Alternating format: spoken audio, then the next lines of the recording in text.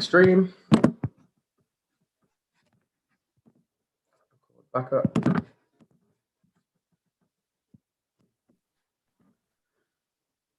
And we are live. Welcome to Shifty Perspective. This week I am joined by two friends of mine and experienced serial entrepreneurs, interesting people. We're going to be talking about a lot of things. We have Amy and Edward van Noord. Hi. Amy and Edward, can you see me okay and hear me okay right now? All good? Yeah. Can you hear you? Perfect. Yeah. Okay, great. So, Amy and Edward both are business together, obviously family members also, as you can probably guess by the last name. And they run Edward runs a successful bar in the center of Amsterdam, which obviously is closed at the moment due to COVID restrictions. And they both also have the brand Coolinator. So I guess it would be best and start with age before beauty. So Edward, if you want to go first and say a bit about yourself and introduce. Yeah, I'm of course Edward van Noord, and I've always been quite entrepreneurial.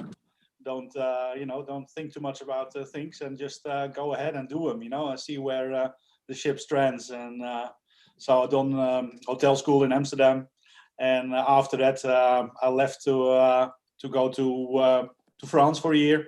So I spent a year surfing and a year skiing and working in restaurants. Then I left actually with a friend to the Bahamas because his girlfriend was a nurse down there, and she had a place to stay. And so Marcel said, like, "Oh, Edward, you fancy going to the Bahamas?" I said, "Well, why not?" Wow. So flew to the Bahamas, and we stayed there for about half a year until we got kicked out because we were kind of entrepreneurial and started to cater for some doctors in the hospital and doing buffets and dinner parties and cooking and serving. And we started looking for a property down there to start like a catering establishment. But then Bahamians came after us and said, "Hey, all the jobs are for the Bahamians and you're not allowed to do this."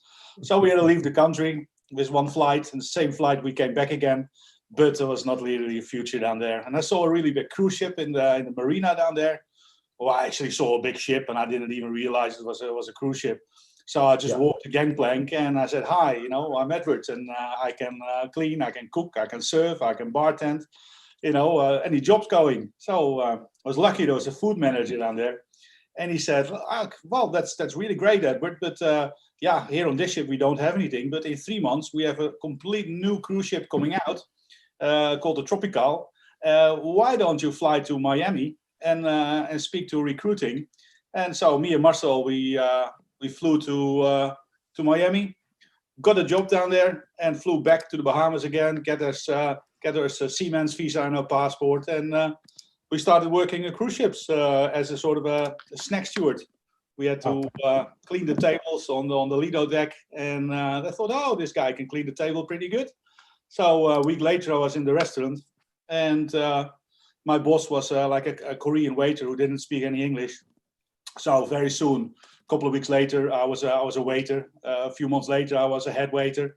And probably about a year and a half later, I was the boss about the whole food department. So, done that for 6 years and made some money.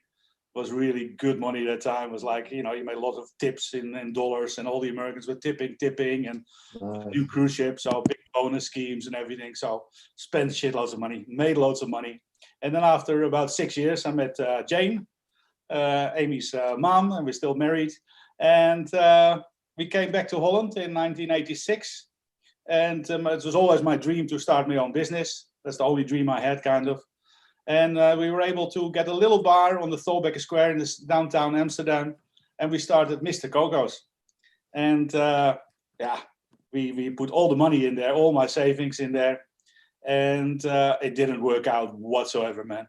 We had sometimes Saturdays, we opened at 12 o'clock till 1, 2 o'clock at night. And we had probably like 14 euros in the till, like maybe one customer who came in, and that was it.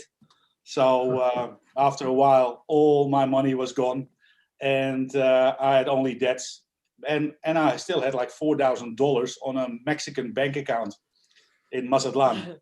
that was about all those left. And we worked our guts off. We were living above the bar.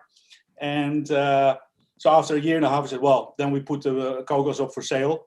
But it was such a shit neighborhood around that time. Nobody wanted to buy it. So I said, well, then we have to do something else. And I was, for 6 years, I was every week in Mexico. So I had a lot of connections down there.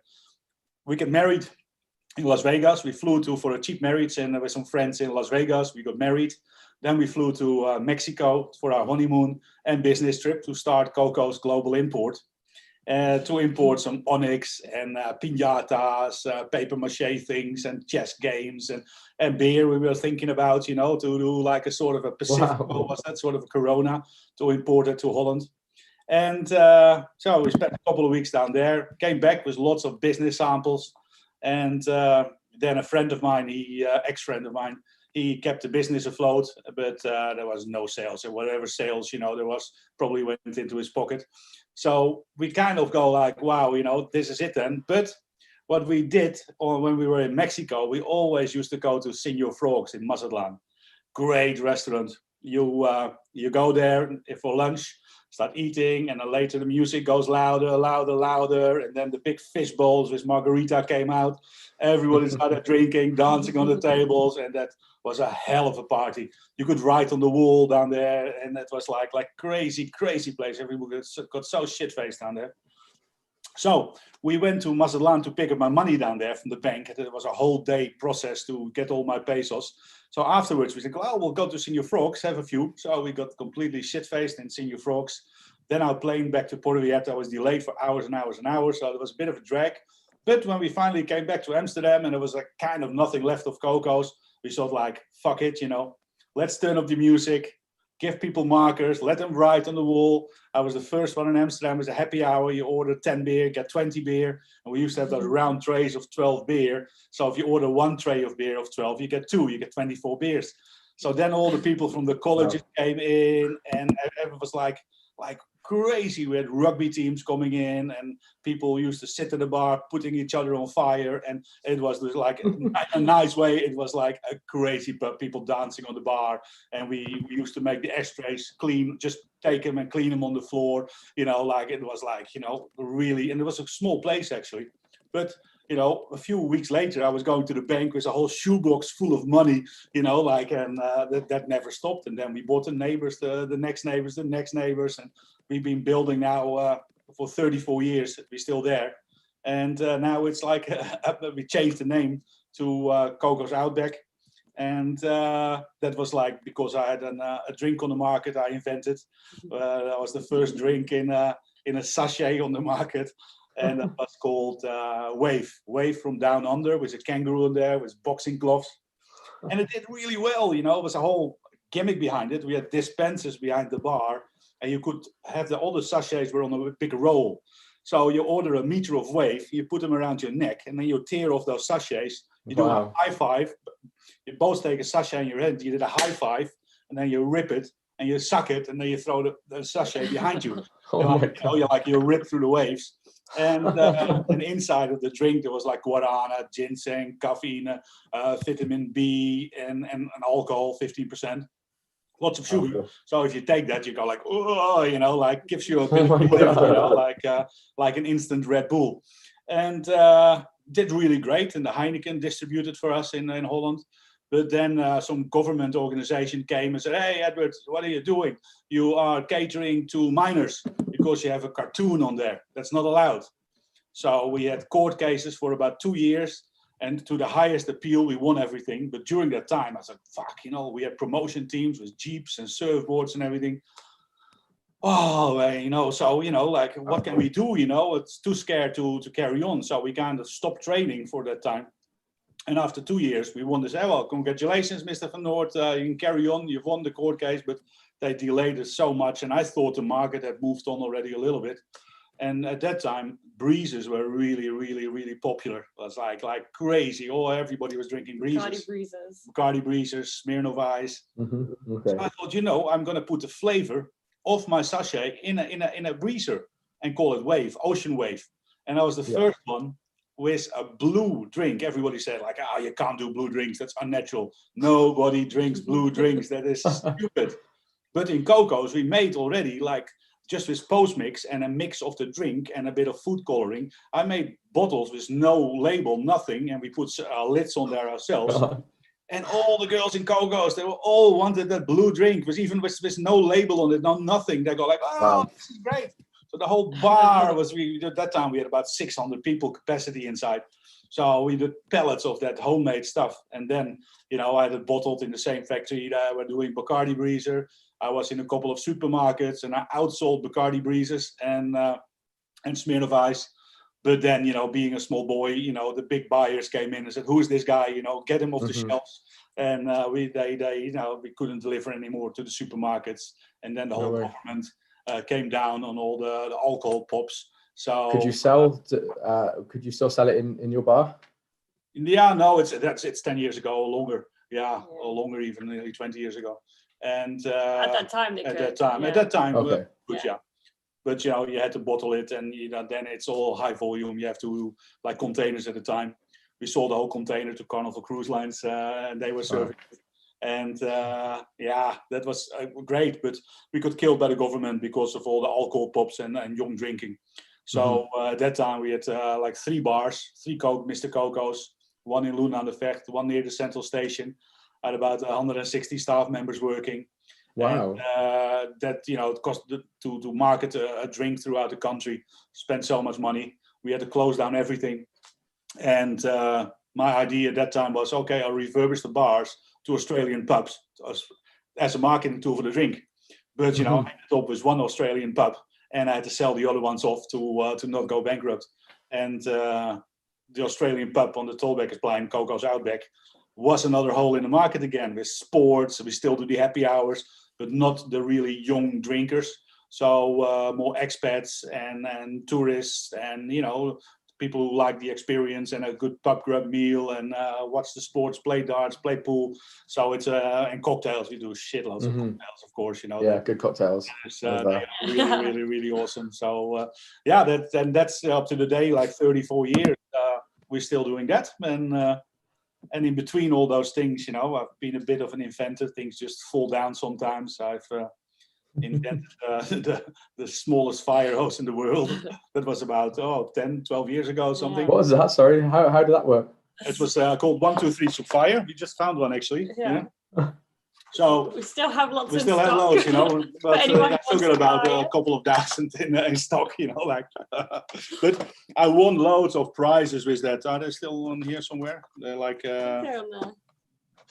Yeah. I won first prize in Geneva, in Pittsburgh, on all like those inventor shows. Like loads of awards, and even the French Carrefour gave me.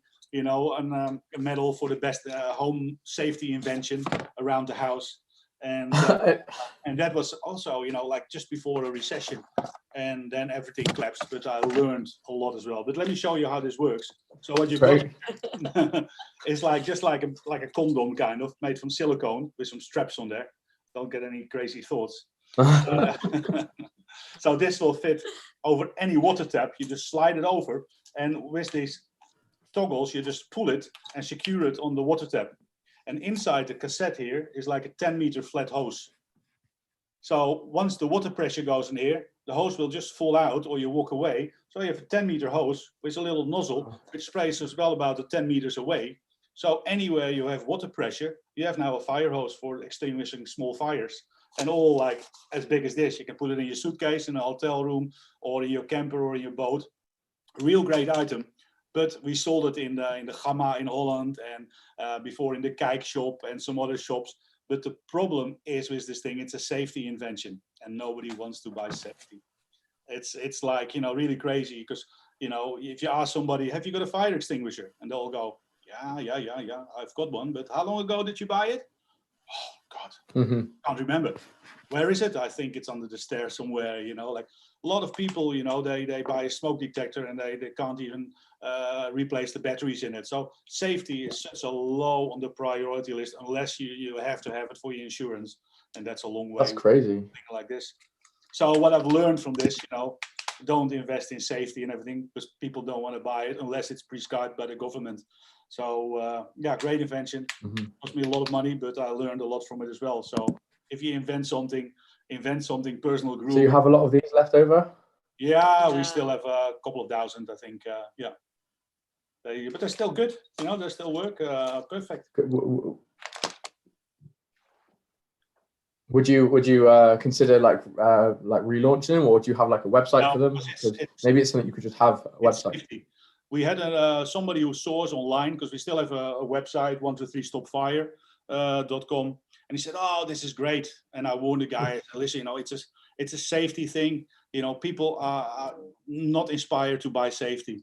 So he tried it. He spent lots of money on marketing, made a new website and everything, sold 2 or 3. And you know that is not enough to to make it sustainable. So it is a problem with safety that people don't want to buy it. You know, but if you can get to buy some anti-wrinkle cream, which really helps after 2 hours, I think you can sell 1 million jars. You know, within weeks. You know, so that's what it is. If you invent something, you need to have immediate like benefits, and that are the super sellers.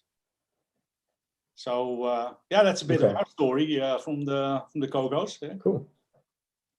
And Amy, with you, I mean, you've obviously got a lot of inspiration from your dad there for his business exploits. So I guess you've got a good role model to look up to inspire you to just go for things. How did you get to where you are now, and what's your story with Coolinator? Yeah, well, of course, it's like, growing up with someone who's crazy inventing all the time. It's pretty, it inspires you to like do things and like be independent and kind of go after things that you want. So I kind of worked in cocos for a long time growing up from a young age. Then I lived in Australia for about 3.5 years and traveled India and Sri Lanka and did all of that, worked in lots of bars, and then I came back and worked back in cocos and did managing for night shifts. And then by that time, you kind of started to invent the Coolinator. Yeah. So then I, kind of went from working till 6 a.m., getting drunk every night, like kind of that life, to a bit more adulting, and took over the Coolinator. And you've been doing that for like 10 years? About 10 years, yeah. 10 years. It's not my original. Oh, wow. I've not invented it from the beginning. No. But we had a guy who was fixing the bar chairs for my neighbor on the Thorbeckerplein, Jan Kruiter. And Jan said to me, like, I've got this guy working for me. He fixes my bar stools.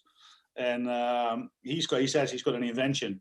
And but, do you want to have a look at it? And so this man, a really nice guy, he made from styrofoam a little box and water in there and a pudding cup in there. He said, well, if you build these ones into the bar, then and you put them first in the freezer, then people can put their beer in there and it stays nice and cold. I said, well, it's a nice invention, but I don't think it's something for in bars, but as a consumer thing, it could be something. So I checked it out and I thought, like, yeah, that's good, but I just lost a lot of money on my fire hose. So I said, yeah, I'm happy to work with it and kick it off, but we need to share the investment. So with Jan Kruiter and another guy who made the metal cups, we started together the Coolinator journey, and that was a really long and expensive journey. It was called Chiller to start with. Called TJILLER, Chiller. Yeah. When we started off, but it's a long to come from an idea to have it on the market. It is hundreds of thousands of euros are going in there. It is very, very expensive, and you make a lot of mistakes because you think you know it, you think you're getting the proper advice, but you need everything all the time. You need to find it out yourself again. So we came to a point that we kind of needed to invest a huge amount more, and the partners were not also willing in that. So I took over the business. Now like 3 or 4 years ago, and kept kind of upgrading it and inventing it. So that becomes like an obsession, and you at one point I pulled the whole thing apart and started again, and that now we kind of reinvented the chiller into Coolinator, and a lot better and upgraded and changed the name. And we have now we have like different lines. Like the original product was like with an integrated freezer bullet, and it was made of like kind of like poepschuim foam. Yeah. And it was, so you put the whole thing in the freezer, and then you kind of, this is your invention. Yeah, I mean, you invented it with a bullet now. So this is the part you put in the freezer. And this is also a really, really fun thing, actually, because it's got a whole history here. Like in Holland, before the time of the freezers and the ice makers, in the wintertime, we always used to have really strong winters in Holland. So in the wintertime, people went through the canals and cut out those big logs of ice and kept them in ice cellars under the ground. And, you know, if you have enough volume of ice in there, the way into the summer, you will still have ice in there. So if they wanted to make ice cream around that time, they used to go into the ice cellars with a big wooden bowl and chisel loads of ice of those blocks left over. And then that went into the bowl. Then they used to put an aluminium bowl in the middle and then put loads of salt around it. And then they put the eggs and the cream and the sugar and the vanilla in there and made ice cream, because you get a chemical reaction. If you put ice and salt together, it starts freezing. It starts really, really freezing. And that's how they used to make ice in the old days. So now I've put that whole concept back into a bullet, in an aluminium bullet like this. Wow. With a special patented gel in there we have research on. And so these things, when they go into your freezer after you take them out, they really start freezing. They start releasing their cold. So now when you pop one of them in a Coolinator Pro on the bottom, then you have 6 hours or longer sometimes ice cold drinks, and the cold can absolutely not escape. Look, nice Bitcoin. Yes. It's made out of like hardened styrofoam, POC-land. And because you like seal it off with the lid, it's so like insulated that the cold can't go anywhere. And it's only like, it touches the aluminium cup, like, and then it like conducts the cold into the inside. So it's like a mini becomes freezer. Like a mini freezer. You can also make ice cream in there. Wow. Yeah. And then if you have 2 bullets, you can also like do it really quick within 15 minutes. So you have a bullet on the bottom and you launch 1 bullet on the top in there. Then all the cold air drops down and the cold air from the aluminium on the bottom, so it freezes on 2 sides. So you do that and you stir every couple of minutes with a wooden spoon, and you have a frozen daiquiri or vanilla ice cream or frozen yogurt or whatever you like. So yeah, and no condensation. You know, you have absolutely no condensation. You can put them on the table for 12 hours and there's not 1 drop of condensation on the bottom because it's so well insulated. And we say like it cools for 6 hours, but actually like it could cool for like 10 hours. Yeah, I've got one, and I've taken it camping, and it's been, yeah, pretty much for, I'd say 10, even after 12 hours, it's still, the drink is cooler. Yeah. It's kept, even in the hot heat of the summer, it's really good. Yeah, definitely. I've actually got a couple of questions from that have come through on the chat. First of all, Edward, does your brain ever switch off? No, not really. That's why, you know, I need to kind of, I go, yeah, sometimes I drive myself crazy, you know, like, I go, fuck, what am I doing this again and again and again? Because, you know, the world is just a playground, you know. Sometimes, you know, what I've learned is, and I used to pick up so many projects. Sometimes I had like 6 companies all at the same time. You know, 3 Cocos. I had a firefighting. I was investing in a firefighting company. I was going around shooting out cars with a new fire invention, and I used to have a health club with my sister with electro acupuncture, and God, I used to do too many things all at the same time. You know, like crazy. So now I'm getting older, so you know, I kind of focus on a project and try to finish it. Yeah, but. I need to go for sometimes long runs or ice cold swims, you know, like to calm myself a little bit down, to make myself tired. Yeah. Do you both do like certain activities that don't require constant thinking? That was actually something somebody else asked as well. You know, like meditation, or like do you switch off? I do the Wim Hof. Yes, I spent cool. 2 days with Wim Hof, and cool. You went and did it with Wim. Amazing. I swim every morning, winter, summer here. Lucky we live in Vinkerveen, so we can swim behind the house. Ice or no ice, every morning I just go in there, swim for 3-4 minutes, and fantastic. And every morning I do my breathing exercises, like it's amazing. I'm a great ambassador for Wim Hof, and it changes your life. It is. I agree. Yeah. What about you, Amy? Meditation. I did like in India 10 days of silent meditation, and really learned the technique. So now, it helps for sure to calm down. But it's hard to do it every day. It's really need to be disciplined. The cold shower is also some kind of meditation, because when you get that cold, you're breathing and you're actually not thinking about something for a little. So, 10 days of silent meditation. That's pretty crazy. I can't imagine not no talking speaking for 10 minutes, let alone 10 hours of meditating a day. No eye contact. No eye contact. Only 2 meals a day. It's tough, but it's the feeling you get when you come out of that is amazing. Is it with like monks? Huh? Is it staying with like monks or anything, or are they like? No, it's just in a kind of in a resort, not resort because it's obviously tough, but you get your own room, you share with a girl, and there's a mix of Indians and normal people. They have them all over the world actually. It's called Vipassana, and it's free or donation based. But they just want to spread the meditation like lifestyle, I guess. Wow. So, did you ever think about like leaving during it? Was there a point where every day you're like, get me out of here? But you sign a paper saying like you have to stay, and then you put all your stuff in a locker, like anything you can read, your phone, your laptop, everything gets put away, and then and you want to stay though, like you want to leave but you want to stay, because you're like don't want to be one of those kind of losers who goes out halfway. Everyone's going to be like like you want to stick it out for yourself. Is it like guided meditation, or when you do the 10 hours meditation? Okay. There's like a guy who walks, kind of does like every day you learn different and deeper the technique, so it's not like you're just sitting there for 10 hours. You didn't just go and sleep and pretend to meditate? You can't. There's little Indian ladies, they follow you with a bell, and it's a strict routine, like 4 a.m. wake up, and then until like 9 there's a strict routine of when you eat, when you like sleep, when you do everything. I would recommend. I don't know if I could do it, to be honest. You could do it. I don't know, it sounds really, I love to meditate every day, but like I can do a little bit. Oh, I've lost your audio set. Can you hear me? Oh, yeah. Okay, yeah, cool. Yeah, sorry, what did you say then? I think you could do it.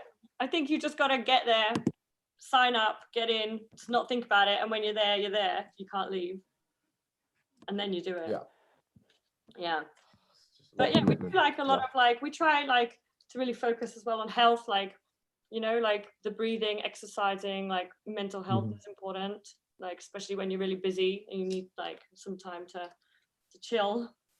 It goes together. I find like mental well-being and physical well-being, it just goes together. You can't have a bright mind with a shit body, so you need to do a bit of running or exercise to have healthy thoughts, because of course it's a bit of yin yang.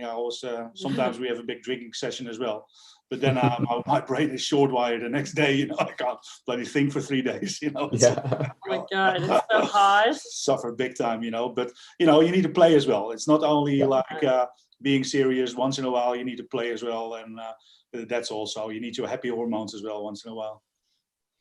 Definitely.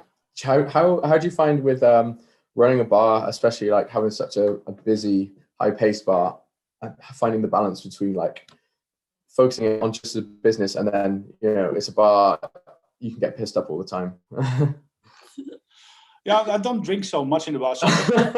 Night, or I dance on the table and I go like, who's that old guy dancing on the table? Like, oh, he's the owner. Yeah. But like then you do get the experience, and the next day I'll go like, Jesus Christ, those speakers are the sound is just not good, or the vibe is not good, or there's too many lights on. So it's again, sometimes you need to experience yourself to see again, like what is right and what can be improved it's you sometimes need to do that, and I can't do that every day. I used to be doing that every day, but you know, that's impossible, because that's how kind of I was able to grow in the bar business, because a lot of bar owners, they are behind the bar 24/7 for years in, years out. You know, that's impossible to do, because you do in the daytime, you do your bookkeeping, you do your maintenance, then, you know, you have already an 8-hour shift before you go behind the bar, and then you go behind the bar and do another 10-12 hour shift. So you start with a beer at 5 o'clock, you end up 10 o'clock gin and tonics, 1 o'clock tequila shots, you know, and then you're still going to go out for a drink with the staff, you know, like, and then the next day you do it again. And that's how people, you know, they get heart attacks, get sick, or get really big. And you know, that's just not sustainable. So I've chosen very early on in my business, Horeca business life, is to get teams and manage it well and motivate people to make sure, you know, that they really like to work for you, because you need to create an environment for your staff that they love to work in there, because they are 95% of your product. Because beer is always coming from the bar, from the Heineken, from the tap, perfect, you know, like no problems. You know, like it is in the hospitality business, it's 95% it's staff. If a customer walks in and the first person in Coco's he or she sees and it doesn't greet him and is grumpy, then and Coco's Outback is a really grumpy place, and we're all bastards, and they say, oh, very unfriendly place, you know. But if the first person a person sees when they walk into a bar, say, hey, hello, how are you? How is your day? Where you from? Where you looking for? You want to eat something, or you want to drink? You can sit here, go on the terrace. I'll be right with you. Then they go, wow, Coco's is a really nice place. So that is just so important to get a team on your side, and otherwise, you know, it will not work if you're a grumpy old bastard as a boss. That's not going to work for your revenue, for your profit, and you don't need to make a lot of promotion for your bar. You have to make sure everybody who comes into your bar comes back with their friends and spread the word, you know, like, and that's what we've been doing for 34 years. And now, you know, you have people from all over the world, you go there, say, oh, been in your bar, you know, fantastic. I've been laying in your barber stool, you know, because you need to do something crazy things all the time. People remember either you do the biggest burger in the world, or you do something which is locked in their memory. And a big thing we did a long time ago, actually, we had a barber stool and we did upside down margaritas. Now, a lot of people go like, what is an upside down margarita? So like, you go sit in the barber stool. So I used to give them a nice little massage. So you get nice and chilled, and then you flip them back and they fall back and they go, oh, what's this? And then, you know, they open their mouth and you put like salt in there, lots of salt. And then you get the tequila, the triple sec and the lemon juice until their mouth is full. And then you give their head a little bit of a shake, you know, and then whoop, they go out of the chair, you know, like, and that's an upside down margarita. And actually we're bringing it back. We're bringing it back again. Wow. Because we used to do one for all the students in Amsterdam around the Mr. Coco's time. Every single student would get a free upside down margarita in Coco's. And that is like, became so famous, you know, like there's still like, you know, ages ago, Amy went to the hospital for her almonds, for her, how you call it in English? Tonsils. For her tonsils. And the surgeon goes like, oh, you're from Coco's. I said, I was in the chair by you, man. I said, oh, no way. Let's go away from here again, you know. There's thousands of people who used to be in that chair, and they all remember like, oh, Coco's, you know, the barber stool. Yeah. So you need That's to like the best marketing. Something that original people remember, and that is very, very important. Yeah. So have you been kind of scheming and planning for things for when it reopens, because you've been closed for is it a year almost? Yeah, about a year. Yeah. Wow. I mean, we have been planning, like in the beginning, of course, we were planning a lot more last year still, because every time there was the hope of, okay, we're going to open. And then we kind of took a little bit of a break from it. And then now when there's talk of opening again, we're getting motivated to do more. Yeah, we completely done the bar up. We painted the tables, everything we could fix in the bar is fixed. And so we're really ready for a restart, you know, really looking forward to that. Yeah, Coco's is looking tip-top it's shape, looking amazing. It's looking amazing. Yeah. Oh, so the wait is on. Hopefully, you know, a couple of weeks that we can start, you know, maybe on the terrace a little bit, you know, under restrictions again. But that'd be good. And it's hard to plan. Like, how about? Yeah. Oh, sorry, it's just saying that there's an unstable connection with Zoom, so I'm just going to see. I don't know if it's me or if it's you. Can you hear everything okay? Yeah, I can hear you. Yeah. Okay, cool. I'll just move just in case. How do you know if do you have like communication with the government about like when you're going to be able to open again? Basically, it's Horeca Nederland, our sort of a federation for bar and restaurant and hotel owners, and the news in the papers. That's all we know. And they promise a lot, and they promise to help us a lot. Probably eventually they'll do, but it's always very, very, very, very late before we get any subsidies. It's taken. They said the last help was supposed to 16 weeks. It was going to take before we got any help, because the European Union, the EU, had to prove it or something. So I don't know. It's really hard to just not be able to do anything that you want, and you're reliant on the government to decide everything for you. Yeah, we're completely fully reliant now on the government to pay the salaries of the staff and pay our costs. They say they say you get 90% of the wage for the staff, but you still got to pay taxes, which are built up over the whole year, which then in September you start paying back in a payment plan. And then you've still got to pay pensions, which is quite a big amount as well. So what's it work out to? You have to pay what, like 40%? Is it? Do you think after everything, or of the wages? Yeah, about about 40%. 40, About 40, I guess. So a lot of bars the next couple of 3 years after Corona, they all have to pay a couple of €1,000 a month back on the loans because they didn't pay now the tax on wages. So it's going to be maybe not a lot of people are going bankrupt, but after the Corona, then it's going to be so unsustainable for people to pay this huge debt back. Because they just don't have enough revenue to so the business is just not healthy. So it's better to let it go bankrupt than get yourself more into the problems. Yeah, what is the way around that? Can you foresee like a massive price hike? Like will restaurants and bars have to charge way more for drinks and food? I think the prices will go up a little bit. Yeah. I guess we just have to in order to pay all the debts back. Yeah. But the problem with that is wages for everyone hasn't gone up, there's a huge amount of money printing. There's hyperinflation, so all the fiat currency is being massively devalued. So people will still want to. I'm sure people will still want to eat and drink, but I imagine that if the prices go up a lot, or even substantially, 20%, a lot of people might not be able to afford to go out as much as they would before. Yeah, it is. Sometimes we always think what is wise, going up with the prices is a possibility. So then, maybe you need less staff and, you get high margins. But you also maybe say, okay, we'll keep them the same, or we do lots of specials and you go high volume. It's always, if you can sell like 10 beers with a margin of €2 instead of 5 with a margin of €2.50, it's a bit of the balance. We need to also see how it's. Luckily, it's going to be a very soft opening again, because a lot of businesses, staff members have left, over the year. So you all try to start up again with skeleton staff to see how it's going to grow and how it's going to evolve, and also tourism. We also depend on a lot of the Brits coming for the sports and the pints and food. See, if they're traveling or not. It's all tied together, kind of. I've read quite a few different things about the tourism in Amsterdam.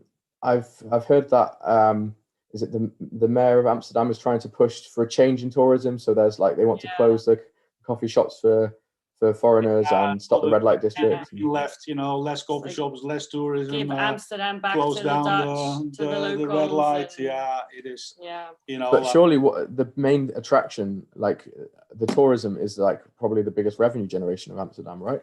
Well, she wants a different quality of tourist. She wants she doesn't want the stoners, basically. She wants a bit more a different type of tourist, is what she's saying. But that's what separates it, because I don't know, in my opinion, there are a lot of other cities that are beautiful cities in Europe that you can go visit just for the tourism without any of these other things. Amsterdam sets itself apart with this extra, with the XXX aspect of things. And I don't know, I just can't see that it would become or be anywhere near as successful without that. And I don't know about like your bar, but I imagine a lot of businesses will struggle if it all gets shut down. Yeah, it's like, there's maybe a little thing in there, like an Italian stoner. Italians, they like to come to Amsterdam to smoke a lot. So for a bar owner, they have to eat. But for a bar owner where you want to sell beer and cocktails, then an Italian stoner is not your target customer. Then you rather have an American or an English guy who knocks down 10 pints. But then for the coffee shop entrepreneur, if the Italian stoner doesn't come anymore, they lose a lot of revenue. But do the English person that comes and knocks back the 10 pints, do you think they still will come without the coffee shops? Because even if they're not big stoners, I think like that's a kind of a big draw to them, even if maybe like one of them in the group, or if it's like a stag do, like it's kind of a bit naughty to go visit the coffee shops. And I think that's like quite a big attraction. It is the Amsterdam experience, Yeah. It's a wild weekend away. Yeah, they want to walk around the red light area, smoke a joint, and have the liberated Amsterdam, to their dispense, to have a fun weekend. Yeah. But they've tried in the past before many times this. I don't know if it's even going to happen like with the mayor, like that with. Oh, really? Yeah, I don't know how far she's gotten it this time. Like. Okay. Yeah. Do you, as business owners, have any kind of clout or any power to have dialogue? Do you get listened to in things like this? Well, it's difficult at the moment in Amsterdam. Is all the left wing green people who are in power. Let's see after this election if there's a landslide a little bit more towards the business owners. Because this is now they've seen during the lockdown as well, how much money they lose in Amsterdam. They don't get people staying in hotels, so now they short so much money, like in Amsterdam, which normally is paid by tourism. So now they realize is like what they're going to do, what they're going to miss. Like it is. But it'll also be interesting with the elections because now mayors are just appointed by whoever. And like a lot of parties are like wanting the mayors of cities to be elected in a more fair way, so people actually get a say. Because now, like this mayor, she is just appointed, and she's put in all these rules. Like we also now have to have a tax for the clamor, like a menu board outside of your bar. You have to have tax on that. Any lights or anything a little bit extravagant that shows outside of the bar, you need to now pay tax on. So like. It'd be interesting to see, like, after the elections, what the outcome of that would be. Yeah. It baffles me the amount of letters I get, tax letters, from bills from the Belastingdienst and from the different authorities to say, oh, you've got to pay for this. You've got, like, it is insanely high in this country, in the Netherlands. It seems to be everything is taxed. I've been told that even you're supposed to pay tax if you have a dog. Which you do. You have to crazy. Pay, like 60 euros a year or something like that. Wow. Yeah. No, I don't have a dog, so of course. We're so overtaxed in Holland, especially business owners. It is like, sometimes you say it's nearly a communistic system to, we work more, but for a lot of business owners, they work 80 hours a week and they make less than the minimum wage. It is because it's nearly like if you have some money on the bank, then somebody will come by and take it away again from you with some kind of shitty inspection about a labor law or or whatever you think I've never heard of. We've had inspections like on that one of our cleaners. He had an extra job and he was working too much and he didn't get his Sunday rest. And I didn't even know he had this extra job. And then you get two inspectors, they come and they say, oh, this is our first job and we had to study so much on it. And they fine you a couple of €1,000. And they said, we had so much work on this. I said, you have so much work on this to and a study on it. And me as an entrepreneur, as a business owner, I should know all about that. So it's sometimes so not fair that they have all these rules and we just cannot comply with that or not even fucking comprehend it. Like, oh, is that a rule as well? Oh, thank you for telling me. Do I need to take like a workshop for 2 weeks for them to understand how this rule is put together? Because they don't even know. They need to go to school. So yeah. They're really petty. Like when we opened in the summer for a few months, like with the Corona rules, even our tables, they're like this wide, and they were like, there was 2 people sitting there, and our tables weren't like wide enough for them. Like So then we had to change. We had to like think like, okay, do we need to buy new tables now? Because like you're like, Wow. you know, they're so petty Yeah, with yeah. things, anything. Yeah, I've noticed that people take their jobs, like when they're in positions, I guess, of power or positions of authority, they take their jobs extremely seriously. Like, there's been quite a few situations where I've been fined, or I've had, run-ins with people who have said, "Oh, this is the rule of this," and I said, "Oh, come on, but this is really crazy," like I've just challenged it and said, "Yeah, but do you have to do this right now?" And they just say, "Well, we didn't make the rules, we just do it." And I'm like, come on, think, maybe you could think, actually, you know what, I'm not going to find this person this time, or I see that they're struggling in their business, I'm going to let them go. And yeah, at the end of the day, it's also people who need a salary, need to buy their shopping, but I don't think a job like that is going to make you happy. Yeah, that's true. Yeah, jumping in ice water and setting up your own businesses, I guess, but then everyone can't do that. I mean, yeah. So what's the plans with Coolinator then? Amy, you're the one in command right now fully? Like you've taken a step back, Edward, or are you doing it together? How's it? I'm still the creative fool, in the factory and thinking about things and organizing all the whole evolution. We're going to innovate. You think you're finished, but you're never finished with a product. Never. So we've innovated it even further. We get like stainless steel ones, and with a hard coated plastic cover. And we are probably going to buy a machine which is so amazing. We can do like private label. So the thing goes into the machine, it starts spinning, and the printer heads will come out, and it will do a full color print completely around it. Wow. And within 15 seconds on stainless steel, on plastic.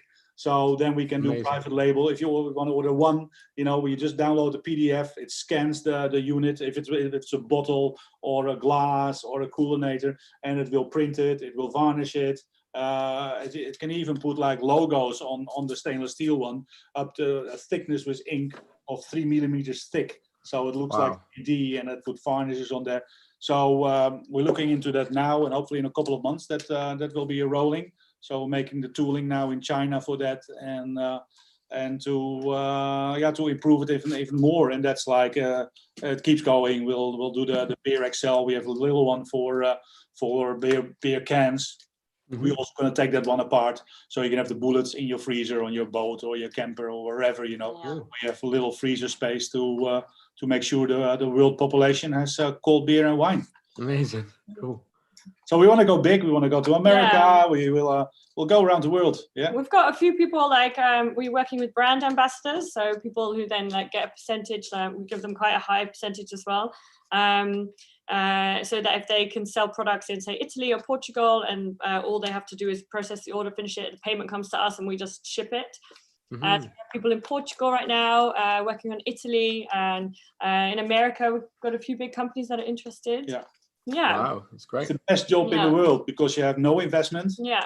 And you go around bars and restaurants all day, so you have a little beer here, something to eat there, and in the meantime, you sell your coolinators, and we do everything. We produce them, we shipping, we do the billing, and at the end of the month, you say, okay, we sold X amount, and 25% is that for the brand ambassador. Yeah. That's a really good idea. Like a little business, or a tax number. But you just go to like a beach location and you just hit like 10 bars in one day, and then you just sell them all. Like it's perfect. It's like everything everyone needs.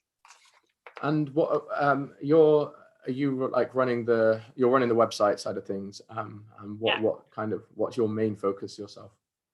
My main focus, it's just finding new like brand ambassadors, building the website, making connections with people. I'm processing the orders, and then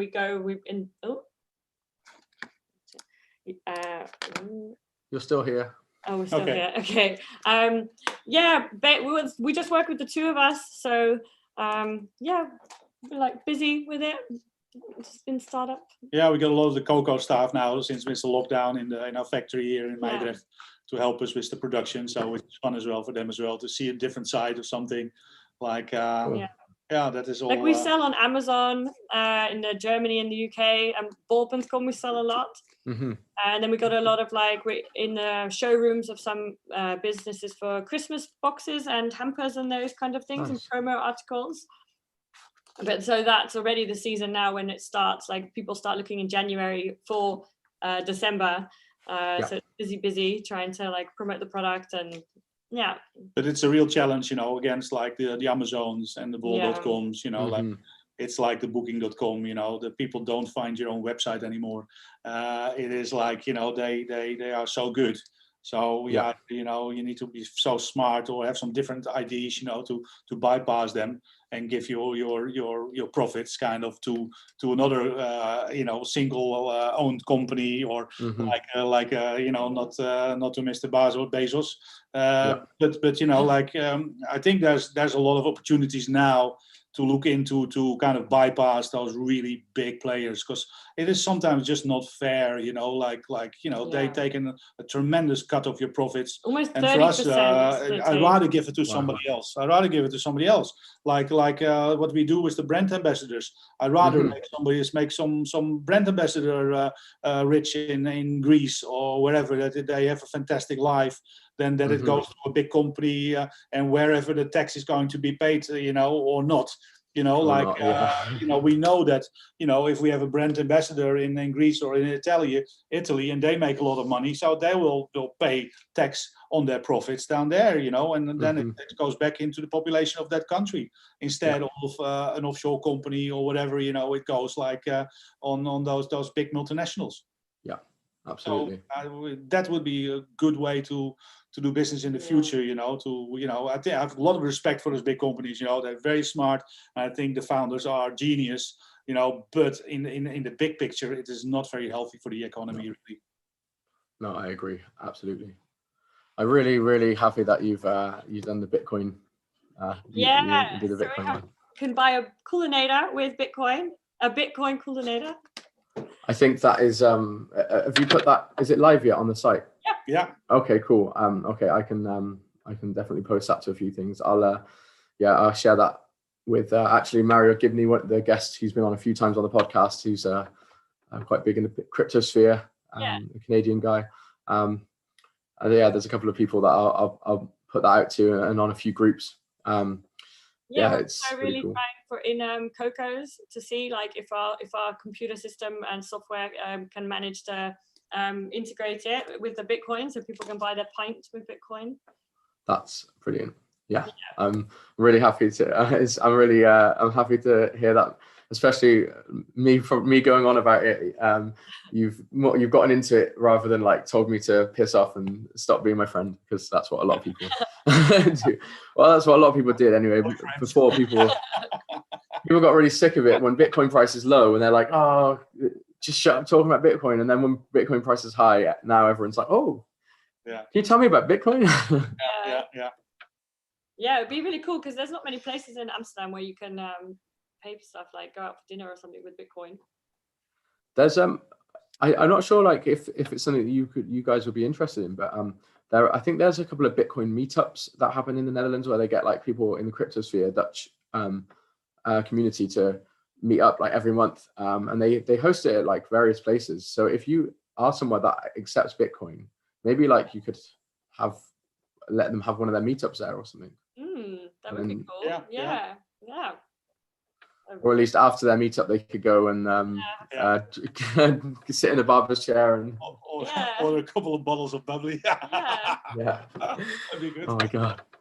In a coolinator. Yeah, in a coolinator. So once you're opened, have you got plans of like how you're kind of going to move forward and get past, I guess, all this bullshit from the last year? Like, do you know? Are you going to have to start open small, or are you going to do like a big grand opening? We won't. Small, probably. Yeah, like limited times, because we don't have enough staff to do everything, and basically we're probably only opening with the terrace. I doubt they're going to let people inside, but eventually when we can have a big party again, we're going for a big Ibiza style summer party for the summer we didn't have and Ah, a wild, crazy Biggest party night. ever. Yeah, we'll biggest party ever. go all out. oh, amazing. So you'll be dancing on the table then for sure. Absolutely, Yeah. man. I'll be there. I'll join you on that one for Yeah. sure. I'll be there. Yeah, Cool. but for Oh, now look we're forward to just happy to open and like kind of see where things go slowly, as long as they don't close us again after a few months like they did before, because that's like for every time we set it all up and buy everything in and all our stocks off now, so it's a whole process. Yeah. Do you have like all of the contracts, because I guess you have deals with like breweries and stuff. How does that work? If you don't, they all kind of say, now, if you don't sell, you don't get your bonus. Of course, that's it. Yeah, it is. it's all about like Some of them are pretty good about it. Heineken has done a good job with us and helping us and everything, and everybody is keen to keep going and keep connected. But for them it's also the bar business also brings in a lot of revenue. But then again, some of the suppliers they done really well in the how you call it, the shops again, the retail, because everybody drinks at home now. What did you do with all the old with the beer? Did you have to throw it away, or well, the Heineken they empty. We got 4,000 liter tanks, and so the Heineken came as a truck and took all the beer back, and so we get a credit for that. And when we need, they'll bring it back again. So. And we also had a lot of waste, but we had the staff also working. So we've been drinking the THC things. During the first lockdown, all the companies were pretty good. Like they gave us all the kegs, the opened kegs. They gave us new ones, and but then the second time it was like everyone was a bit like less lenient with everything. So I guess they're all in the same situation. It's really sad. Like there's so many like this guy that delivers our bread, he was also, I've seen him and he's depressed, and some of the other bar owners on the square, like they've lost it a little bit. And it is for it's some very people, stressful, especially if you're a new bar owner or you've done big investments. Because we were actually, when the lockdown started, we were completely empty. We had very little liquidity budget, in the company, because 2020 was going to be the best year ever, because we had a new computers, automatization in the bar. We've been rebuilding everything ready for 2020. We did a whole new cocktail bar we made. Oh wow! So many new things. So we were going in January we go like, wow, man, this bar has never been so good. In 34 years, it is just perfect. We so much ready. And then all this shit happened, So we saw, oh man, 2019 we go like, oh, we over-invested, man. We invested so much. I said, oh, be fine, because next year is going to be amazing, And then this, unforeseen thing happens, But we're still here, so just. Well, we're going to make it. We're still here, so Well, you're extremely positive, which is great. So that should be a good inspiration to other entrepreneurs that are struggling, and knowing, I think staying positive mentally and using your time. Obviously, I guess you've had a lot more time to focus on Coolinator because the bars. Silver lining, of it all. Definitely, the product has come to a new level since that, because I also work a lot for Coco's when it's open, not in the bar itself, but with the managers and the whole back end. So then, of course, your focus is on that, because you see it, you see the people in there, you see it running, and then. But now, definitely, Coolinator is gonna make it big. Yeah, it's definitely a thing what I've learned over the years. If you focus in one thing, you become a genius about it. But if you focus on 10 things, you can do everything a little bit. So if you just that was all my inventions over all the years. The only lost me money. The only thing that ever made me money was Coco's and then that financed for all my other entrepreneurial things. But now you have all year just to focus and focus and focus and focus, and that hopefully that will pay off. Yeah. Well, I really hope so. I believe. I think that the Coolinator is great. It definitely works. And obviously you've got a brilliant bar, and your charisma, I think, really shines through. So as long as the rules and the lockdown doesn't keep going on indefinitely, or there's not stupid restrictions when you reopen, I'm sure it won't be long before you're absolutely booming again. And Yeah, Yeah, I really everybody's hope so. waiting to get out. The whole world is just like, and for the bar business, the good thing is a lot of people have now some extra spending money, because like a lot of people that I hear around, people don't spend money at the moment. They do a bit of extra shopping online and stuff, but in general, people, they investing now a lot more in shares and everything. Everybody's got like an app now to invest in shares or in bitcoins. So true. Yeah. So that all the excess money going into shares, and lately, luckily, all the shares been booming. So Which is crazy. hopefully, in the end, they'll sell a couple and have a couple of good nights in the bars, restaurants, and hotels. Yeah, hopefully there's not a big crash before. That's my worry, to be honest. In the shares, I mean. It looks like like it would be great if this kind of sustains now, because there's no reason to, because everything is just like bouncing back, and it can only get better after the lockdown. So like in the big move towards green is, of course, like for some companies also so fantastic. There's going to be probably a lot of jobs in people who have solar panels, electric cars.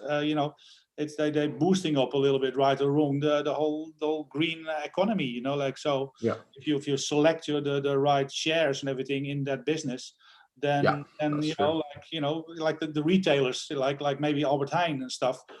Maybe you got to be a bit more aware of, because like a lot of people, if everybody goes to a restaurant, then Albert Heijn will start to sell less food again. Like, so their profits could go down a little bit more, and then so people need to be conscious in their purchase. will boom again, like a Sligo or a Heineken, or then they will start booming again. And airlines, like if they start flying again, nobody's going to stop the humans flying, and going on holidays, because that's where we live for. We work for entertainment, and to kind of and group ourselves. Oh man, now I'm gonna go on a 3-week holiday and spoil myself. That's where we live for, kind of.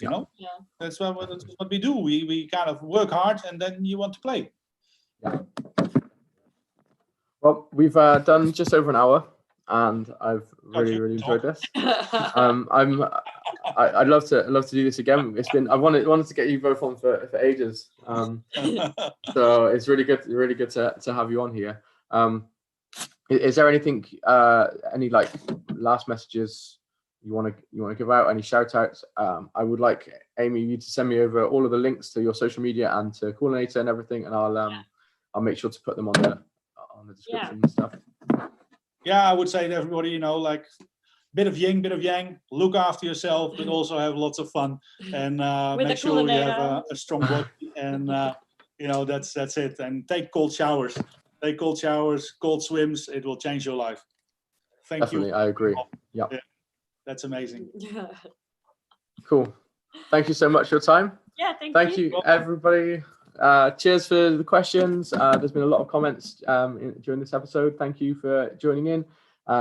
Thanks for listening back. If you're listening back at the download, please make sure you share this on social media, share it with your friends, support your local business, check out Coolinator, make sure you get one of their Coolinators for the summer, bring it to a nice music festival when festivals are back on, and if you're in Amsterdam, make sure you go to Coco's Outback. Yeah. Also check out Coco's Corner Shop too. And yeah, thank you everybody, and I'll be back in 2 weeks with our next podcast. The guest will be announced in the next few days.